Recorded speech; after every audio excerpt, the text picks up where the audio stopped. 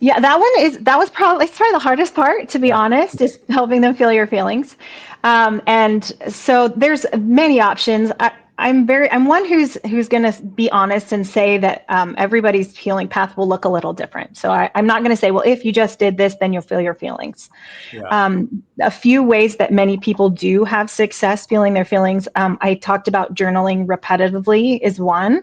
Yeah. Sometimes art or music expression is a better way that people have connecting with feelings, because if you're the type of brain that really responds to art or responds to music, and it can help evoke some of those feelings.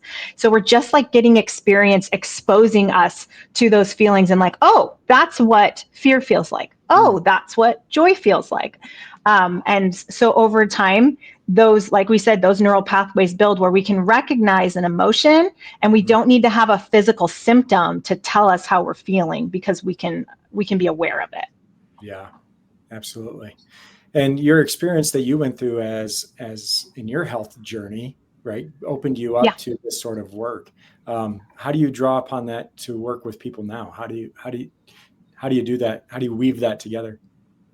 I would say, firstly, it gives me a ton of empathy, obviously, Yeah. because I've myself been in a place, and I was in a place for a long time where if someone had come to me and said, there's this concept about your brain generating these symptoms, that I would not have been ready myself to do that work. That I would said, you're crazy. Like, I'm a nurse. I know all about. Yeah. I've researched myopericarditis.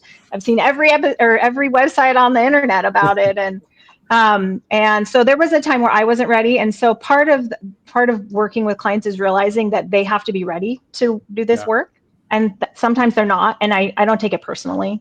It's Yeah. just not their time yet. Yeah. Um, and another thing that, drawing on my own experiences is, so in my situation, I started with a very structural issue, right?